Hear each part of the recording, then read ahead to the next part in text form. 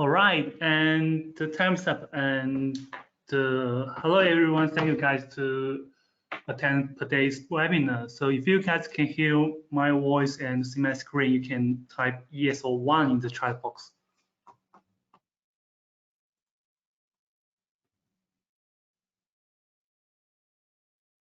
Hello. Okay. Okay. Actually, in today's webinar, it will be divided into two parts. The first part, it is a product and the solution introduction of Mavic 3 multispectral. And in the second part, it is after sales part. We will introduce the DJI Care and as well as the maintenance service.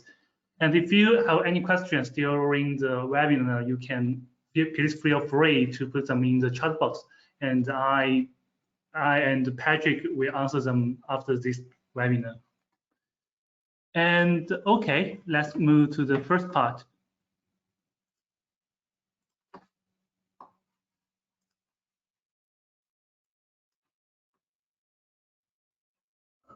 All right, let me go ahead and turn on my camera and yeah, let's go ahead and we'll get started here in about a minute, but I'm super excited about this dealer training. My name is Kyle Miller with DJI, and we're here to talk about the Mavic 3 multispectral.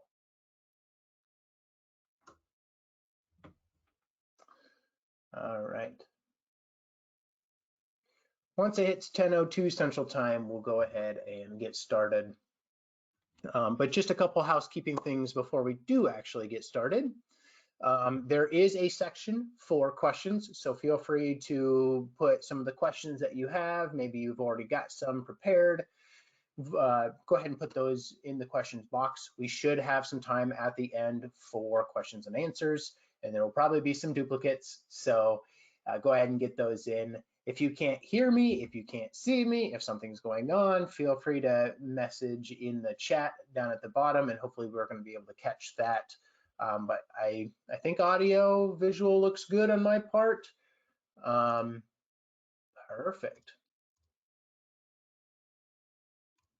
All right, well, let's go ahead and get started. With a brief introduction, my name is Kyle Miller. I'm a solutions engineer at DJI. I'm on the enterprise team, and my background is agriculture as well, so this product is really hitting near and dear to my heart. I'm based in Eastern Iowa. Grew up on a corn and soybean farm, and my parents still farm, still definitely helping out come planting and harvest. Now it's definitely a little bit slower time of the year, which is perfect for being able to do some of this work. Been at DJI now for about 9 months, and previously worked at Drone Deploy and then also Ag Eagle in the back, making fixed wing drones. So let's go ahead and get started about the final iteration, the one that we've all been excited about for agriculture of the Mavic 3 Enterprise series, which is the Mavic 3 Multispectral. All right. We're going to walk through a couple different topics. The first one being talking about the actual product. How is it different than the Phantom 4 Multispectral? How is it different than the Mavic 3 Enterprise? What does the multispectral payload entail? And then also getting into the solution introduction. So basics on understanding plant health, understanding different indices and capturing near infrared very accurately, looking at NDVI. And then we'll walk into some of the multispectral specific use cases. And then at the end, we do have a member of our support team, hopefully. I don't see them on the staff, so hopefully they join in at towards the back half of the hour, and we'll talk a little bit about DJI care and maintenance with these Mavic 3 multispectrals. Well, let's go ahead and get started. So an introduction, the Mavic 3 multispectral is that new version, that new iteration of the Phantom 4 multispectral that has now been on the market for well over 2 years, I believe even 3 years. So it's a much needed upgrade.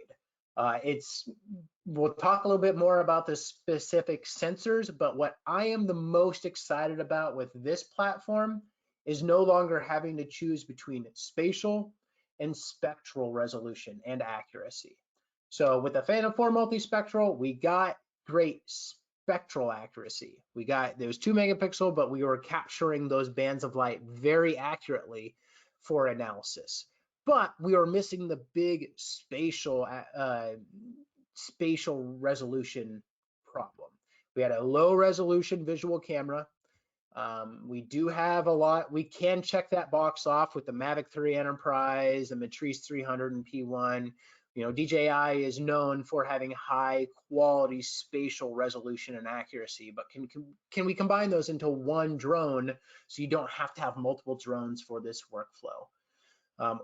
Breaking down the actual payload, we have one main RGB visual shooter and then 4 multispectral sensors capturing each different bands of light. We'll talk about those specifically. You're going to be getting vegetation indices, so the NDVI, as well as visual real time as the drone is flying. So you're getting that onboard processing. Then those imagery that's going to be saved to the SD card can either be used via SDK, Cloud API, or just popping the SD card out of the drone and being able to make high quality 2D orthomosaics and even 3D models with this drone. And you're going to be able to provide customers for those integrated solutions for all things agriculture, plant health, even getting into cattle monitoring and progress there. So a couple different use cases that the M3M can be used for. Overall, though, it can be used just like a Mavic 3 Enterprise to do that survey work. And why is that? Well, we're keeping that same quality of sensor that the Mavic 3 Enterprise has. So it's a compact and portable design, much like your Mavic 3s. I mean, the shell, the body is basically the same. It's something that you've grown to know and love. Yes, we all love our Phantom workhorses, but being able to throw it in the back seat rather than the back of your pickup or being able to carry it on a plane very easily, it's just so lightweight and portable. We're also looking at a 42-minute maximum flight time with the RTK. I apologize right off the bat. I am a little bit sick, so I do sound a bit nasally. Apologize. But you're going to be seeing that nice improved flight performance over the Phantom 4 line, the Phantom 4 multispectral. So, you know, even as we look at the Mavic 3 Enterprise and we look at the Mavic 3 multispectral, you get that 42 minutes of maximum flight time. We're seeing a lot of people making mapping missions of 30 up to 34 or 35 minutes. Whereas the Phantom 4 RTK and the Phantom 4 multispectral had 28 minutes of flight time, I believe.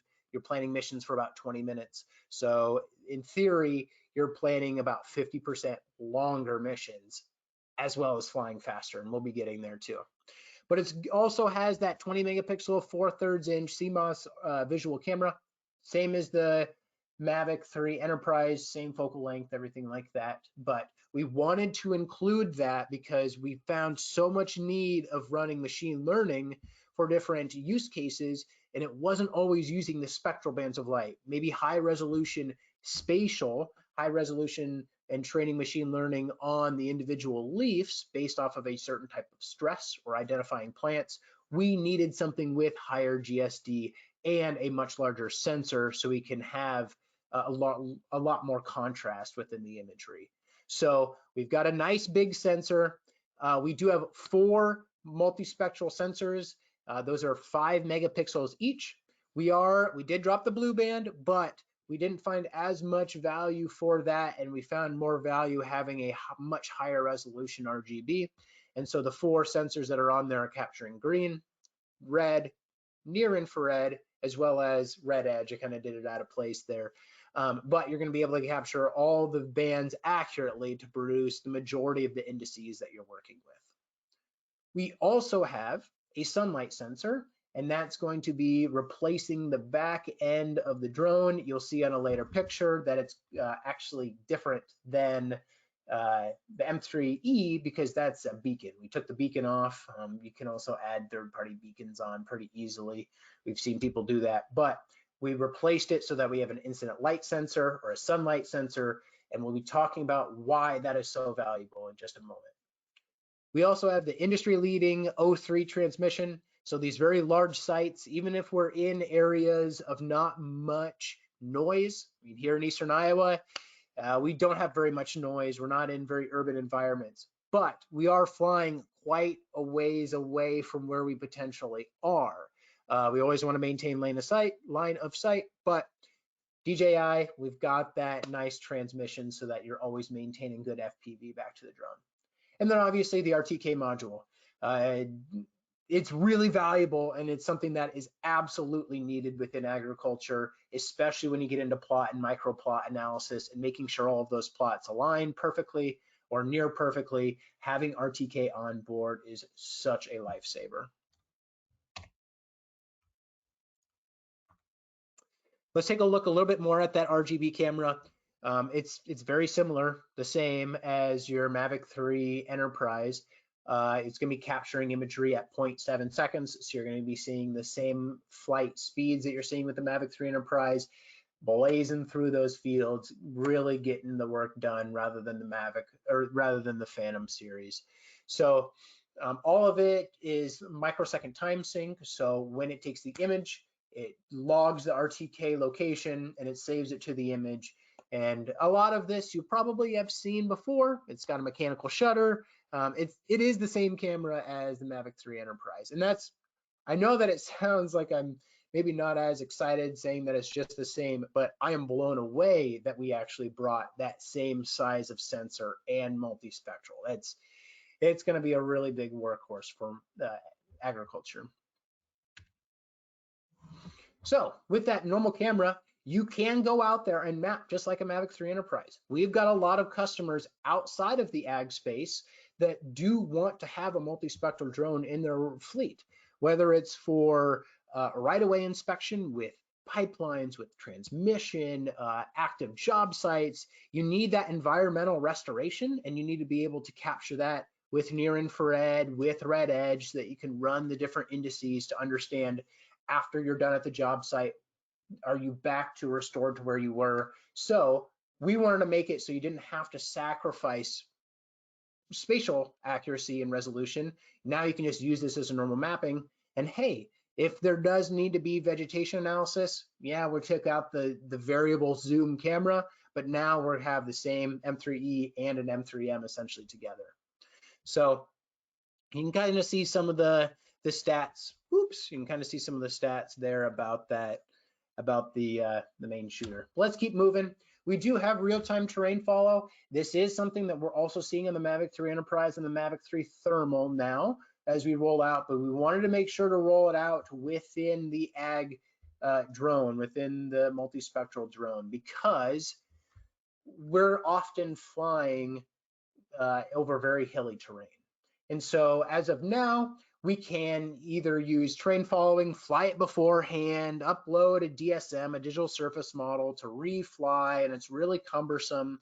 But now we can actually just use the obstacle avoidance sensors on the drone, and it'll be actively following the terrain to be able to capture that site and be able to capture the same GSD across the entire site.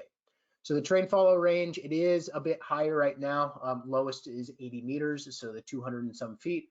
But for hilly areas, Western Iowa, for example, where we get a lot of contours and terraces, where you do have 200 feet of elevation change, even if you're flying at 300-400 feet doing that typical mapping mission for agriculture, it's going to be very valuable to be able to just turn this on with a button. No more extra magic that you need to do, and it's just boom, real-time terrain follow, no internet connection, no extra DSM that you have to produce. Oh, there's a video. Shoot, I should have had that playing. Well, let's keep moving because I am a little bit behind here. So let's dial into, we talked about the RGB camera. Let's also now talk about those visual cameras. So, or not the visual, the multispectral cameras, I apologize. So we are capturing green, red, near infrared, red edge. Feel free to take a screenshot here if you want to. Those are the specific bands of light that we are going after. Also, you can see it's plus or minus about 16 nanometers. So if you're trying to understand what the accuracy is of these sensors, we are pretty dialed into those specific bands of light.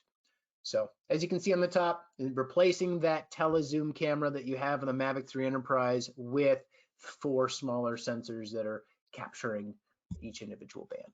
Once again, they're 5 megapixel, and you can see they're 1/2.8 CMOS sensors.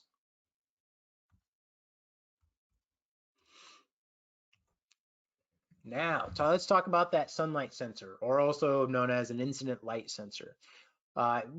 What happens throughout the growing season, just a little bit of background, you can fly over a field and be able to do some trend analysis pretty easily, flight over flight, or even within the same flight, you can have varying sun conditions. Now, it's difficult to be able to adjust for that in post-processing.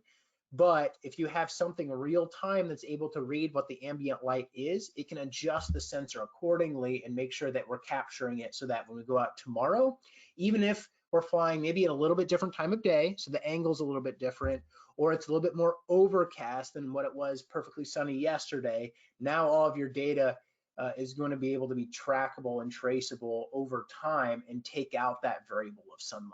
So it's kind of an ambient light sensor reading in what that ambient light is, adjusting the sensor, and it is a big improvement over the Phantom 4 multispectral. The Phantom 4 multispectral, if you held it up to the sun, there's kind of a triangle at the very top of the RTK module, which was the incident light sensor, but it was flat. And because it was flat, we were having problems with striping, and so we were recommending you fly in a certain pattern, a certain orientation, depending on what the sun was and the time of day. But now we no longer need to do that because we're actually being able to get ambient light from not just straight up, but then also from all different angles because it's kind of hanging off the back and we have a much larger field of view here. So no longer having to adjust your flight plan heading accordingly. You can just fly it the most efficient way possible. We also support calibration panel. That is something that you will need to be purchased separately. Currently, we are relying on third-party platforms, manufacturers to build those. But if you capture it, you take a couple ground-based photos over that panel and you have the correct values for the panel that whoever manufactured it, you can then put that into Terra, do the adjustments, and be able to use a calibration panel. We had a lot of customers asking about not just an incident light sensor. Yeah, and also a nice view to be able to understand real time, maybe be able to scout real time if you do see something pop up. We are processing a NDVI, basically a plant health indice, right on board of the drone. And so much like you have thermal side-by-side on some of the other drones that you may have flown before, we're able to use the side-by-side tool. I'm not sure if you're able to see my mouse. I'm going to try to probably not, but you can see up next towards the NDVI values, if you hit the SBS button, that's going to put both of those views together. So you can get that real-time plant health in the field, and you can even do this during manual flight. If there's a low area or a problematic area, you could just go and fly it and manually understand, well, this area seems to be darker on the NDVI scale, or it seems to be more green here. So being able to get real readouts, real time, when you're going out and mainly scouting, that's going to be very, very helpful. And our O3 transmission. It's within the drone, we have 4 different antennas, 2 transmitters, 4 receivers. Then also on the controller, we've got different antenna. We're seeing a range of about 9 to 15 kilometers with low interference. That's most of the environments that we're going to be flying this drone in are going to be low interference areas, but because it's DJI and we have that industry standard, industry leading transmission range and transmission quality, I mean, that's one of the major things that sets DJI apart. That transmission is going to be super helpful. No longer are we back in the day writing waypoints to a drone and sending it off and hoping that it comes back. We're making sure that we stay connected the entire time, even in those little bit difficult environments, even if we are flying quite a bit lower, trying to do plot level analysis, even if we are a decent ways away. So O3, big improvements there. We also have omnidirectional obstacle sensing. So again, I'm getting a little bit nasally, I apologize. But we have 6 different sensors, 6 different video cameras on board that are being used for obstacle avoidance. We also have different radar sensors on there as well. So we're not just using RGB or visual cameras, meaning we can detect obstacles at night, which is great. not quite as accurately, but either way, you're going to be able to use our trusted obstacle avoidance to be, a lot of these flights, especially if you look at plot level flights, they're going to be fairly low. We're looking at very high levels of ground sampling distance, or GSD.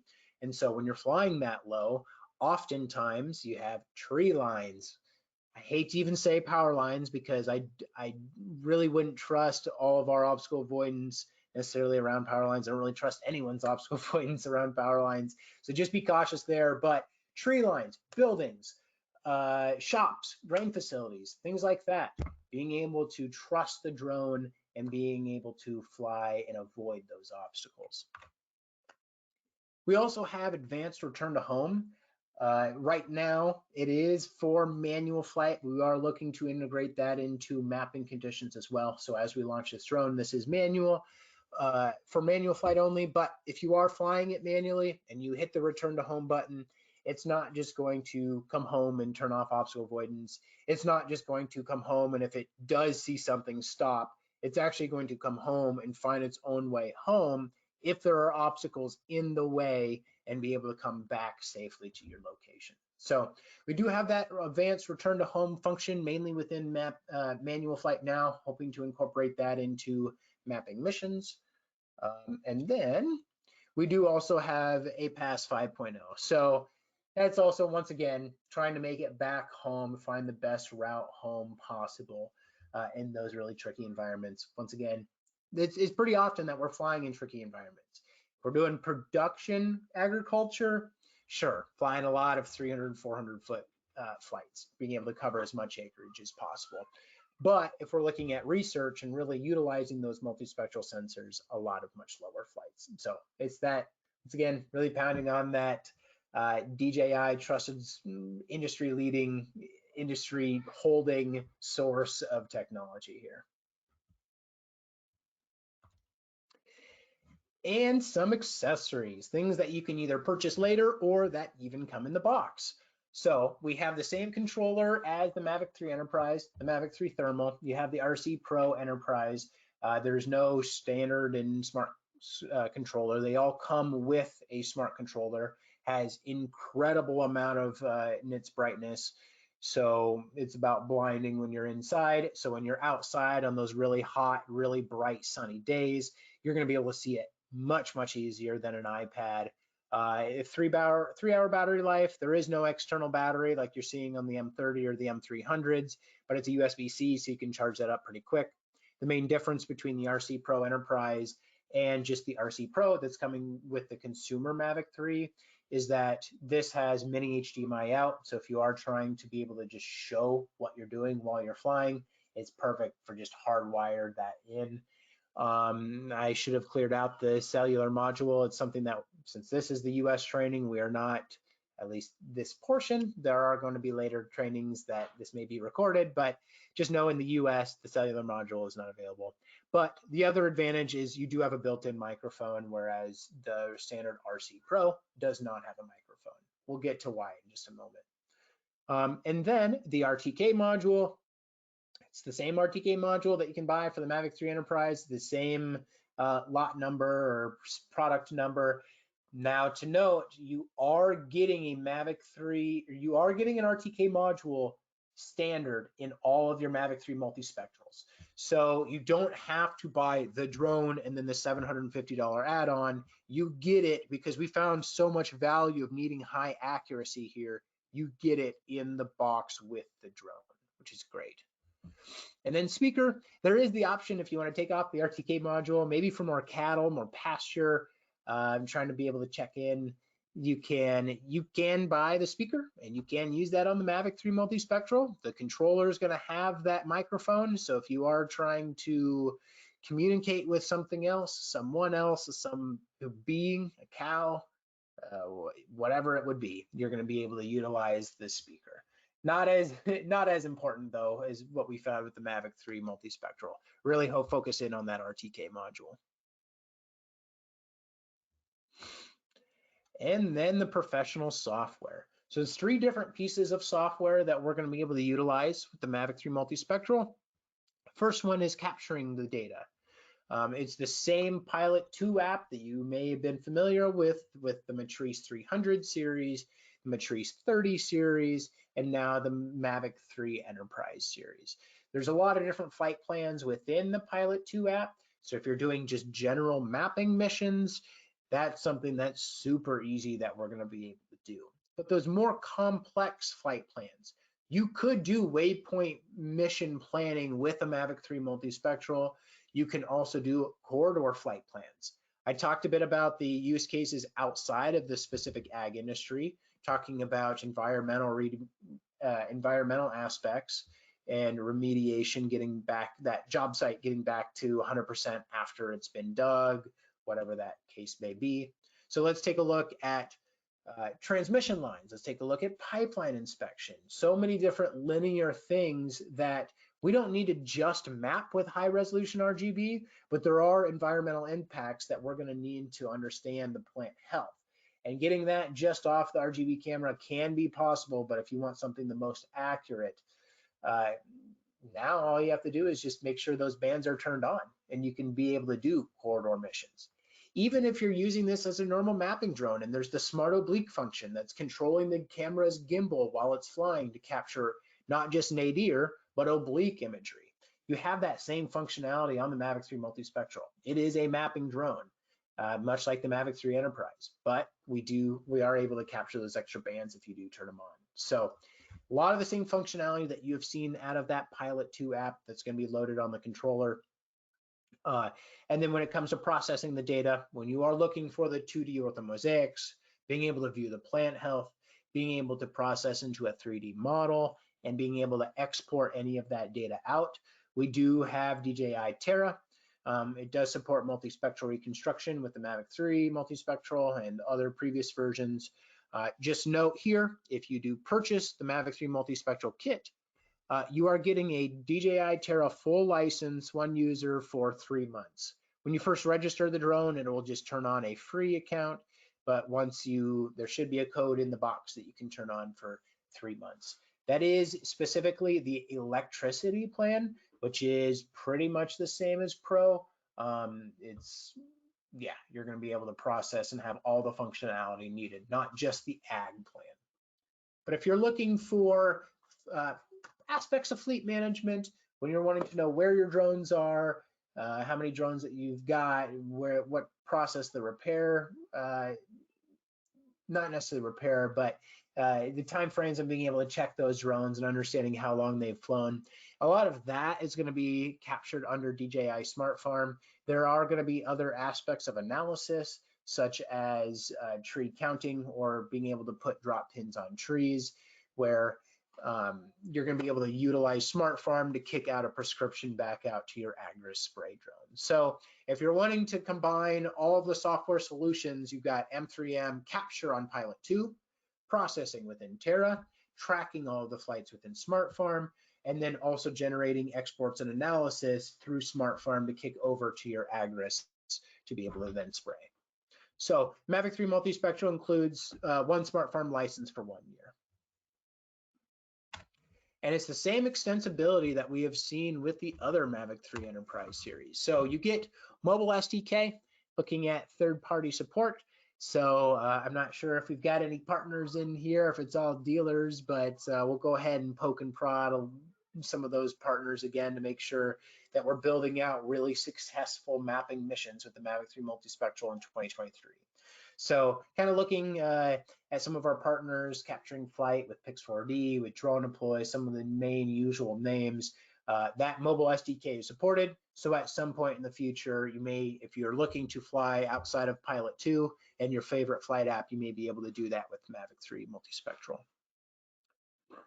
We also have payload SDK support. So if you're looking to put something else on the drone, utilizing the USB-C port at the very top of the drone. I will say the majority of the time with this drone, it's going to be that RTK module. But once again, since it has the same sensor, the main visual sensor as the Mavic 3 Enterprise, it can be used just as a normal mapping mission drone. And so if there's another payload SDK or payload out there that makes sense to do it, it's going to work on this drone just like it works on the rest of the Mavic 3 Enterprises. So expect to see some of those. Expect them to just, once those payloads roll out, to be able to support all the different drones. And then also, we do have Cloud API. So for some of those partners that are looking to, once the mission is captured, maybe even while the mission is going, you're going to be able to utilize our Cloud API to pull in imagery, pull in videos. So if you're looking for live real-time reconstruction, if you're looking to just push all of your data to Pix4D Drone Deploy, at this point, I'm naming them. They don't have the Cloud API integration with this specific drone built yet, but it is out there, it's available, and it's something on the roadmap for a lot of these partners. And whether it's public, we do have a public Cloud API, but if you want to, you can also use it privately. If you have some specific analysis or some specific location that you want to start pushing imagery to, a lot of seed and chemical companies are utilizing our Cloud API. Regional restrictions and in the box. Do we have a picture? Yeah. So let's go ahead and just go to the picture because I like those. Very briefly here. Buy your drones. If you're flying in the US, buy your DJI drones in from the US. I mean, it's same thing, same story that we've heard for the past couple of years. There's different FCC guidelines that we need to make sure that we're buying them in North America if we're going to be flying them here. So what comes in the box? With all the Enterprise Series drones, you are getting that hard shell case rather than that side satchel, and something that's going to be much more rugged. You get the 100-watt charger. You can see that box on the side, and that has two different USB-C ports, so you can charge the drone's battery and the controller at the same time. And then you can also buy the battery hub add-on if you want to. Got the gimbal cover, micro SD card, a little Allen wrench, main plug for the battery charger. We've got extra sets of props. We obviously have the drone in the kit and the smart controller.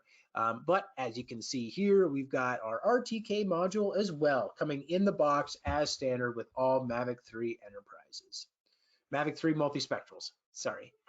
So we're very excited to bring that in the box as well. So I've been pretty long-winded here, but let's talk about how this new drone specifically is an upgrade to the previous drones that we have been flying. If we look specifically at multispectral, the Phantom 4 multispectral, each one of these bands, it does have 6 bands that it's capturing, really 5 in RGB. So we are losing one with the Mavic 3 multispectral, but each one of those sensors was 2 megapixels. Now we are bumping each one of our multispectral sensors up to 5 megapixels. So expect the GSD, the ground sampling distance of each one of these, of your plant health maps, to pretty much double just by flying at the same altitude, if not be higher GSD. So big improvements there. Being able to fly higher, get better plant health maps.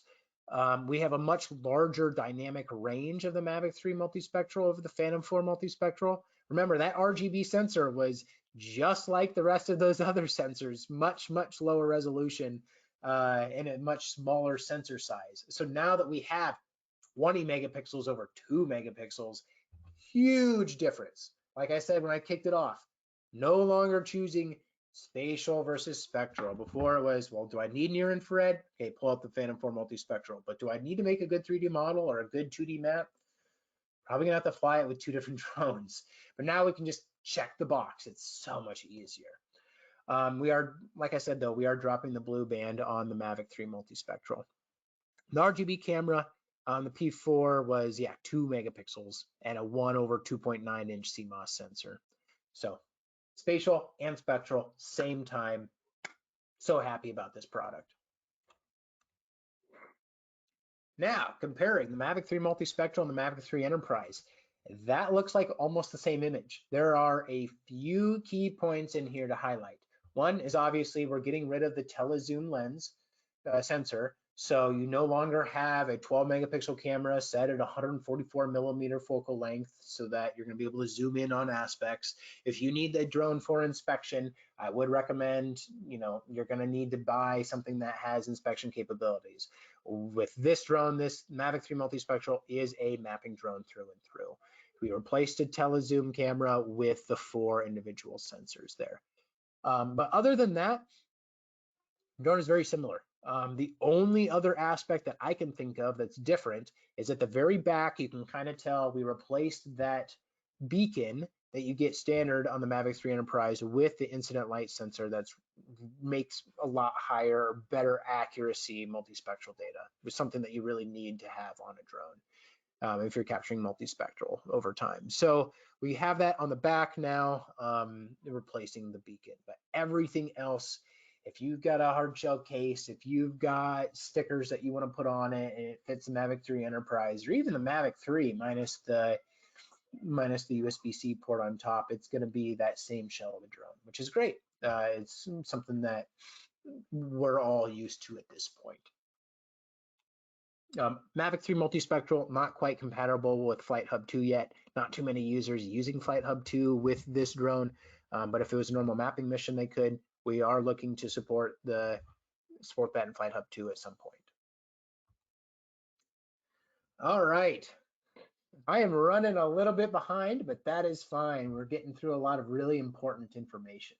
So let's talk about what is multispectral. Why do we even need a drone to do this when we can just use a normal camera and still generate a plant health map? Why don't we just use the normal Mavic 3 Enterprise? Well, what happens is in the near infrared band of light, when we separate, I almost want to go to maybe this map. Basically, when we look at what our eyes can capture between about 400 and 700 nanometers, the wavelength of light, the distance of light. So from the very dark blues and the purples that we visually see, those are right around 400 to 500 nanometers, the bands of light, the wavelength. When we get into red, that's 700 nanometers plus. And that's just a narrow sliver that our eye can see.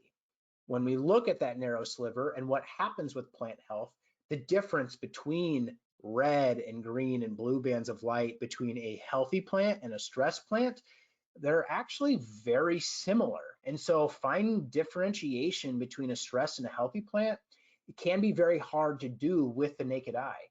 Now, once we start seeing the plants start yellowing and actually turning dead, then we do see a difference in the visible bands of light. But at that point, the stress has already taken hold of that plant and it's getting close to that dead state. So even though we can find differentiation of plant health within the visible bands of light, what happens once we get past the red band, essentially once we can't see it anymore, so we get into near infrared before we get into thermal, what happens is the differentiation between healthy and stressed plants separate way far. And so when we have that type of separation, we can create indices like NDVI to be able to colorize that map so we can see that big variation between a healthy plant and a dead plant, or a stressed plant, even lightly stressed, within the near infrared. We just see much more response within the near infrared and red edge on differentiation between plants. And that's why a lot of people are using that. So you can kind of see on the upper right, you look at the foliar content, it's very, very low between the bands of light we can see. So 450 up to 700, we're not seeing much response. And so if there's a healthy plant or a dead plant in there comparative to a nice healthy stress and a healthy plant, those lines are going to be very, very close together because we're not seeing much reflectivity even in the normal bands of light that we can see. So if the differentiation is there, it is so small. But you see that the green line here absolutely spikes once we get above 700 and 750 nanometers. Because it spikes, and stress plants aren't going to spike as much because there's not as much plant material there, organic matter, there's going to be much larger separation to be able to do much higher levels of analysis. Maybe this map makes the most sense. Maybe I should have jumped to it first. So if you're calculating, there's a couple different types of plants in here. That's what the different lines are. But as you can see, we do have some, while most plants to us look green, that's why it spikes here around 550 to 600 nanometers. It really spikes once we get up to the near infrared bands of light, and not just spike, but we get much larger differentiation between a healthy and a stressed leaf. So that's why we're capturing near infrared. We're trying to get that stress early on before the plant pretty much is close to dead when you start seeing those visible differences. So with sample data, what does data look like out of the Mavic 3 multispectral? We obviously get the 20 megapixel high GSD out of the RGB sensor, the image that makes sense to us.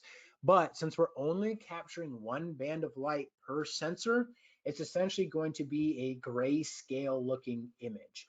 So each pixel is going to have its own reflectivity score, reflectivity value, and that's why they basically correlate those to a grayscale.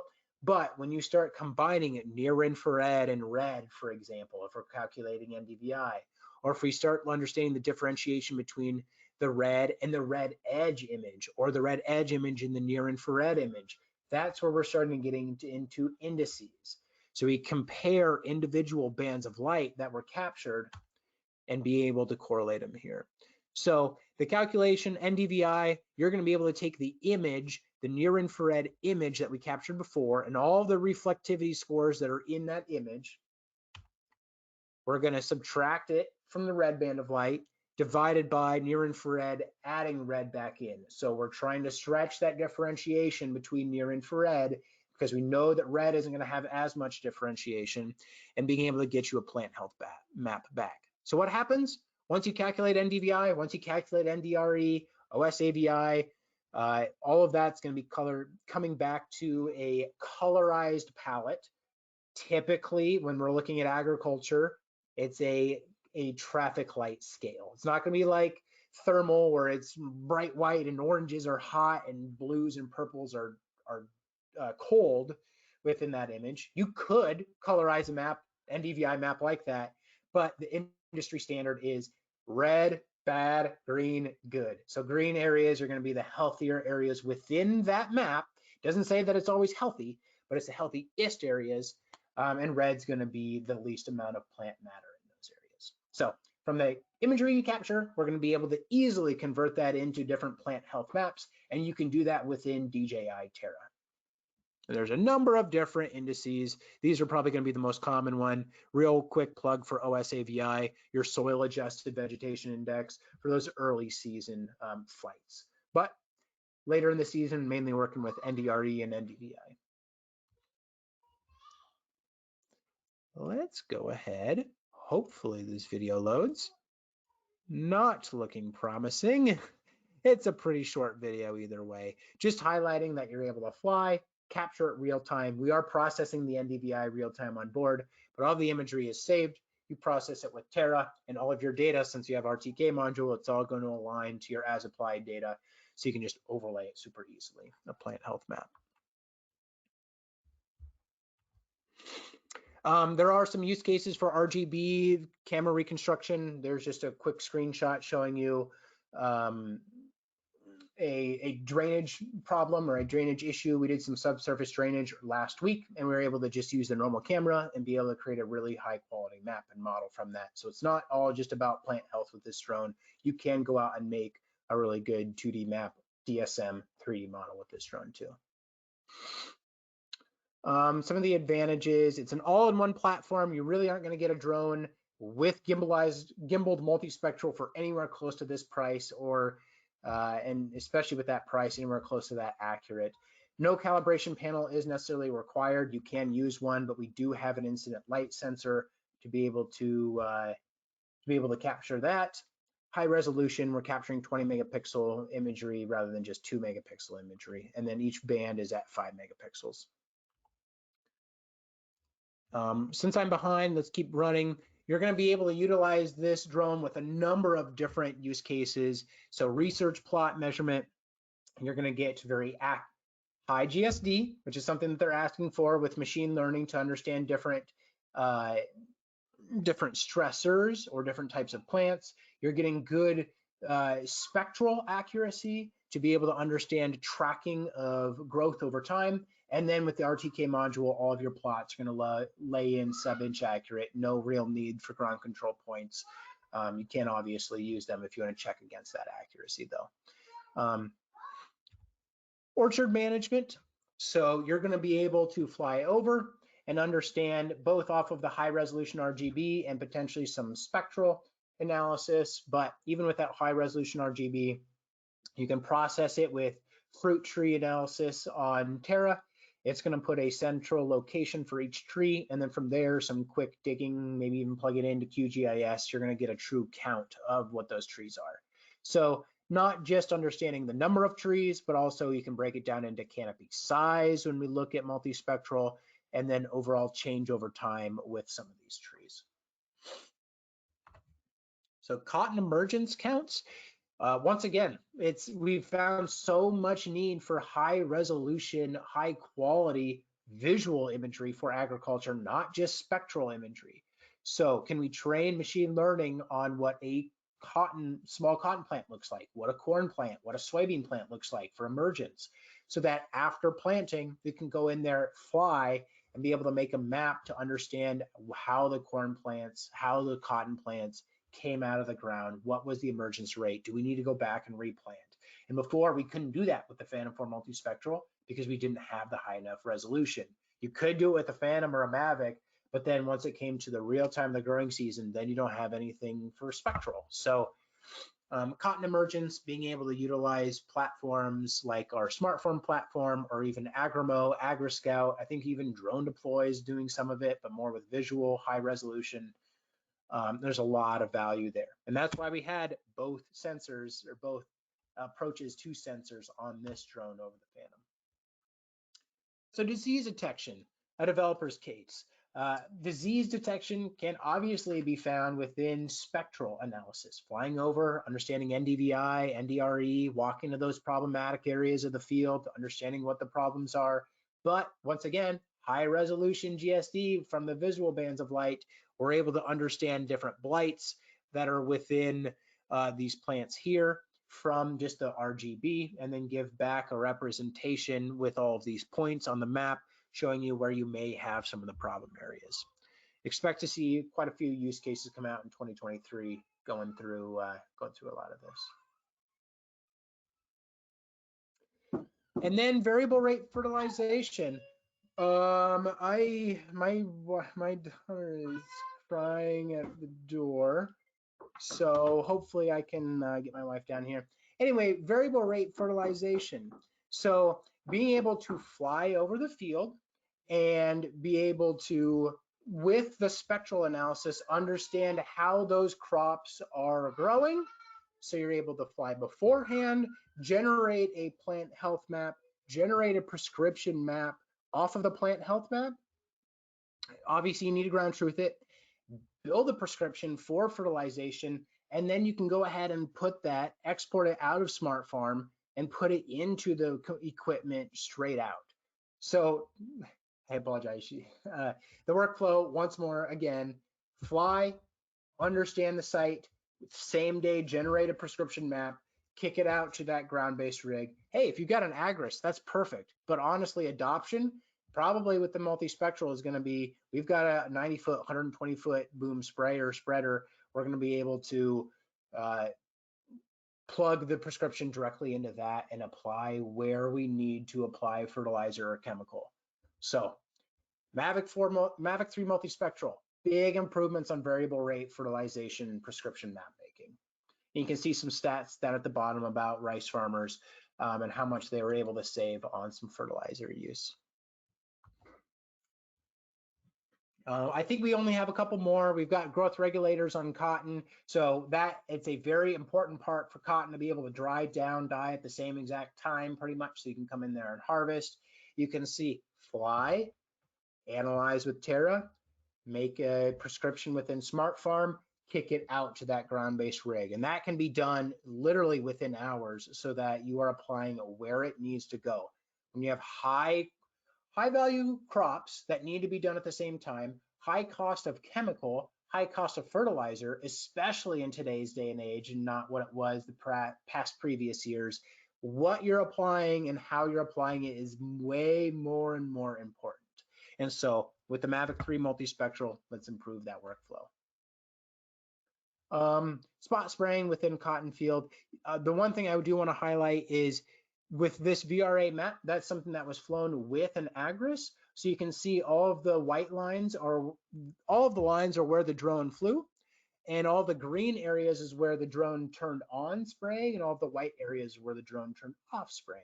So if you are looking for spraying herbicide within a field, I did the same exact thing with volunteer corn in a soybean field. You're going to be able to generate a prescription map and only spray those plants, so limit the amount of herbicide and the potential chemical runoff. And obviously, flying it with an Agris, you're going to be saving a bit on yield benefits by not driving through the field. And we can get into forest. So it's not just about agriculture. We've talked a lot about ag, but when we're looking at spectral analysis, if we have any sort of insects or disease taking over a certain section of forest, you're going to be able to understand that much easier with the Mavic 3 multispectral. Mission planning is going to be easy. Data collection obviously is going to be pretty easy too. Processing it then within Terra, and then outputting it into whatever platform of choice that you want for that forest assessment, where we're giving you all the plant health layers that you're going to be needing. A couple more photos showing you here, just general RGB, even NDVI, not getting a whole lot of variability within. But if you are looking at some of the other plant health indices like LCI leaf area, or OSAVI, getting into soil adjusted vegetation index, we're getting a lot better response, understanding where our problematic areas may be within forests. One last thing, we do have a couple people on staff, so we're going to run through care and maintenance. We're probably going to stay a little bit after for questions, but we do have water quality monitoring. Once again, it's not just about agriculture. Wanting to be able to fly over an area, understand the environmental impacts that have already taken place and the environmental remediation that may need to take place if we're flying time and time again. So we see some algae bloom potentially here, some of the pollution, it's really hard to understand from just RGB, but when we get that large differentiation in reflectivity between near infrared and the visual bands of light, we're able to understand much higher quality or much deeper of if there is any pollutants or any, maybe it's a invasive weed species that you also want to be able to track. There's a lot of different use cases within the enterprise space for water quality monitoring, or those low laying areas. All right, that was a mouthful. We're only 8 minutes till, but we do want to run through a little bit of DJI care and maintenance. Do we have anyone else on DJI team to be able to help with that? Hi, Kyle. Can you hear me? I can. Thanks a bunch, Edward. I'll let you take it away, and you can just tell me to click next on the slides. Sure, thank you. So hi everyone, this is Edward from After Sales team in DJI North America. Here we go. So this is the DJI Care Enterprise plan for the Mavic 3 multispectral. As you can see, there's not too much difference between this one and the M3E, the Enterprise series. So we have the DJI Care Enterprise Basic Renew, Basic 2-year plan, and the Enterprise Plus and the Plus Renew. So all of the plan covers the crash and collision damage, signal interference, water damage, and other accident caused by user error. So the highlight here for the basic, it covers 2 low price replacement for 1 year. It got the DJI Care Express, the free maintenance. And if you renew it for the 2nd year, you got 1 low price replacement for 1 year. And you also have DJI Care Express supported and extended warranty period. And if you buy the 2-year plan in advance, you got 3 low price replacement for 2 years, and you got all the DJI Care Express free maintenance and also the extended warranty period. Now for the Enterprise Plus, for the 1st year one, it got unlimited free repair and replacement services within the coverage amount for 1 year, and it support the free maintenance. And if you renew it for the 2nd year, you still have the unlimited free repair, but it should be within the coverage amount for 1 year. Can we go to the next? Thank you. So for the DJI Care activation, you go to this website here, service.dji.com/care then active. And the process very straightforward. You bind the code there. But we do have some purchasing and binding conditions. For basic and the basic 2 years plan and the plus, you need to meet at least one of the following conditions. It's either a brand new and unactivated drone, or a drone that has been activated for less than 72 hours, or if you use the DJI Care Express, you receive a replacement unit. It should be less than 72 hours have passed after the DJI Enterprise device was repaired by an official DJI service center. Now for the renew, for basic, you have bound your product to DJI Care Enterprise Basic, and your DJI Care Enterprise package has not expired, and your DJI Care Enterprise plan has at least one product replacement left. For Plus Renew, you have it has to bound with the DJI Care Enterprise Plus, and your DJI Care Enterprise package has not expired, and at least 30% of the coverage amount is left. And one thing to notice, they cannot cross renew. Like if you had the basic plan at the beginning, you cannot renew it to a plus, or if you had a plus at the beginning, you cannot renew it to a basic plan. Yeah. Can we go to next?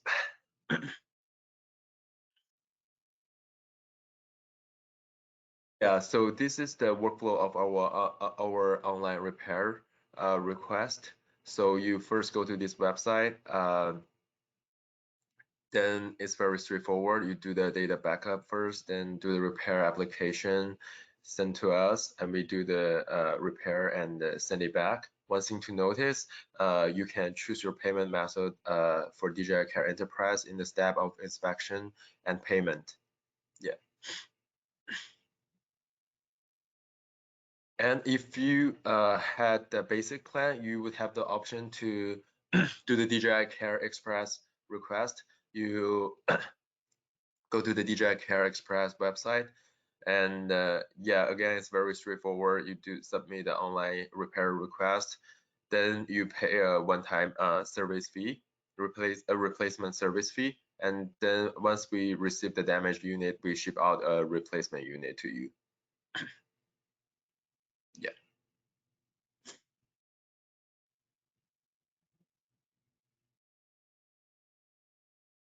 So here's the maintenance program for M3M. For the basic, we included the deep cleaning, parts inspection, and update and calibration. On top of that, for the standard plan, we do cover the easily worn parts replacement. And for premium, we have the propulsion system replacement as well. And it goes up to 600 hours flight time or 3 years. Text.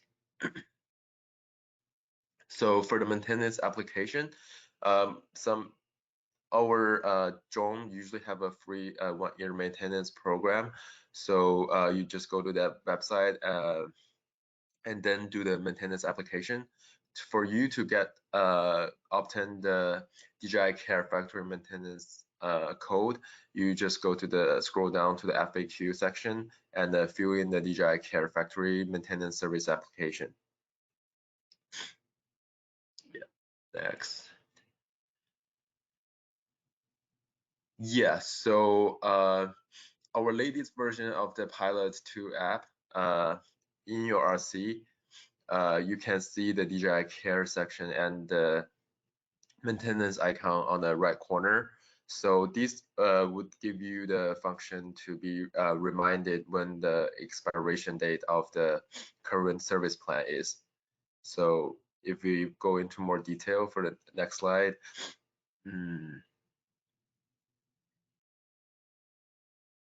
Yeah, so once you click the icon in the Pilot app, it shows you when your DJI Care Enterprise plan will be expired, and it will give you a reminder in red letters when it's close to a month away from the expiration date, and if it's already expired, it will show in gray letter on the right it is expired. And same for the maintenance plan. If you go to the next slide. Yeah, so for standard service, the yellow reminder is 7 days, 50 flight times in advance. For premium is 30 days and 100 flight time. Yeah, as you can see on the right, you could click into the DJI maintenance program icon, and then you can request a maintenance. So it's very convenient for the end user to use this interface. Yeah. I think that's all from my part. Is there any questions for both of us?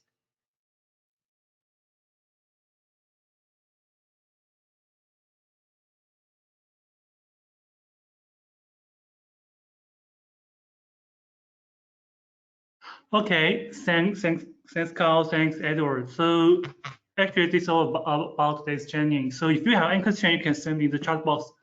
We will answer them one by one.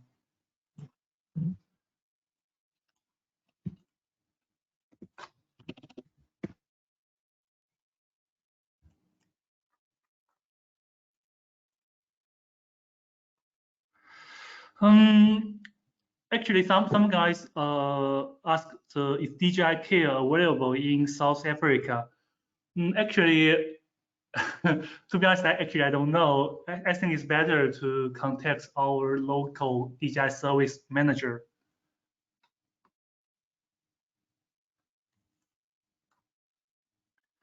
No. Last question. Yeah, Patrick. It's not available in South Africa. Okay. And the M3M has the same RGB sensor than the M3E. What will be the determine the factor that will make the customer buy the M3E? Whether they can do the same thing with the M3M that have besides RGB and manufacturer cost are almost same.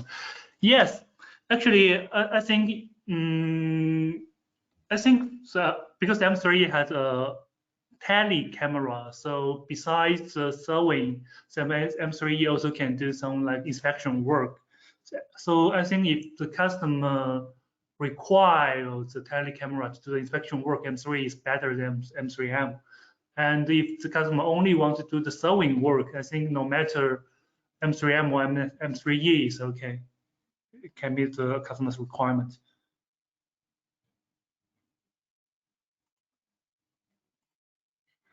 When the RDK module is removed, the image tagging reverts to GPS. Yes, exactly. So and at this time, the position accuracy is around meter level, and if you equip with the RDK module, it's around centimeter level. It is possible to use the raw data image in Pix4D. You mean if you want to use the Pix4D to reconstruct the model? Yes, it is. You can do that. Actually, M3M is similar with M3E. Is there any overlap with the M3T and the M3M camera? Actually, for M3T and the M3M, they are quite they are quite different, because for M3T it has 3 sensors: the wide camera, zoom camera, and tele camera. And for the wide camera, it's not a surveying camera. Actually, the spec is lower than M3M's wide camera, so it cannot be used for surveying. But for M3M, it has a wide camera, and wide camera can do the aerial surveying, and also they have 4 mass spectral camera. So the difference between M3T and M3M is quite different. And another question.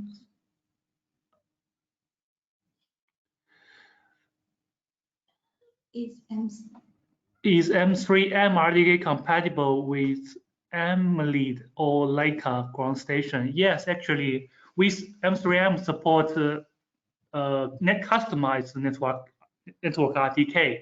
So you can use actually to support the standard entry protocol. So you can use this to connect to third-party ground station.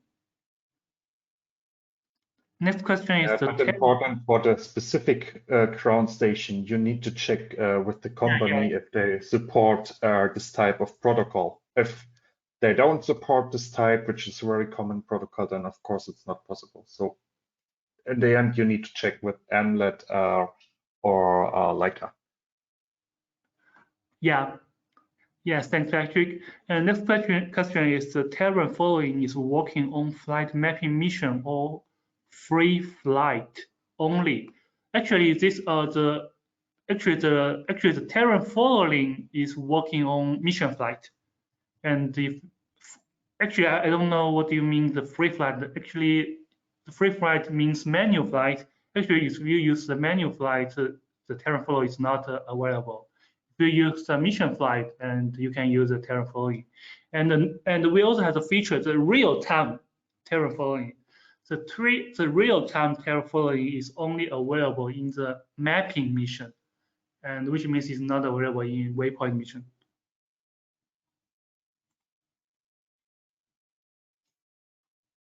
And is it possible to change the sensor to thermal? Actually, it's not possible. Another question is, would like to confirm if now we can use M3M instead of Phantom 4 RTK-M, Phantom 4 mass spectrum for the ultra mode with Argus.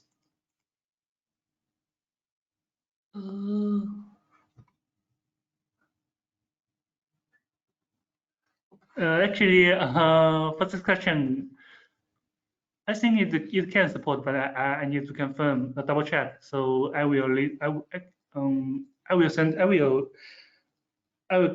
confirm the answer and get back to you. And another question is about the maintenance service. Just would it be possible to make through the DJI service center? In this case, in EU, in Germany, Holland, or the dealers will have possibility to do that. Hi, Patrick, can you answer this question about the maintenance service?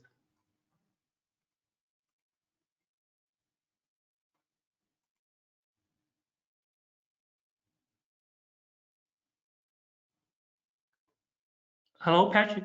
Patrick. At the moment, we provide only in our local repair center the service, not on dealer sites. Okay. And the next question is RGB. I think you asked the GSD of RGB camera. Actually, the GSD is. Actually, the GSD is it depends on the height you fly. So normally you can do the roof calculation for visible sensor is height to this 37.2, and for multispectral is height to /2 21.7. So it depends. The GSD depends on the fly height you are doing. Yeah, next question is it possible to get the calibration function for the multispectral on DJI Terra free license or only with the paid version? Yeah, it's only available with the paid version. Another question, can we join a program where to learn more about multispectral image and how to use those information? For Smart Farm, there is some free trial, so you can log in the DJI website to try the Smart Farm.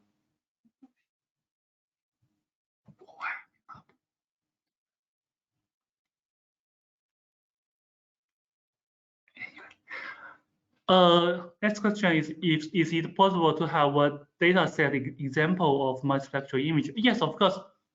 We will upload some sample image into our dealer set, and you can check them. Next question, for sewing and comparing the M3M and M3E, what would be the big advantage to use one instead of the other? Yes, actually, For the wide camera, they use the exact same wide camera. So I think the difference is other cameras. The M3 use the tele camera, and M3M has many multispectral camera. So actually, if the customer would like to use the multispectral camera in like forestry industry or the agriculture industry, I think M3M is preferred to recommend. But if the customer would like to do some inspection work, the tele camera is recommended. Can you write here GSD for RGB camera, please? Actually, the formula.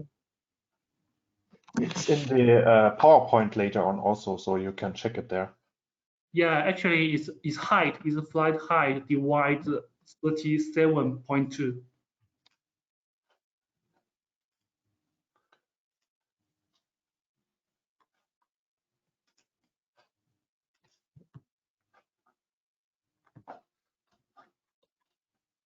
Okay, so if there is no more questions, so this is all about today's training. So thank you guys to attending this webinar. Thank you guys. Thank you. Bye-bye. Bye-bye.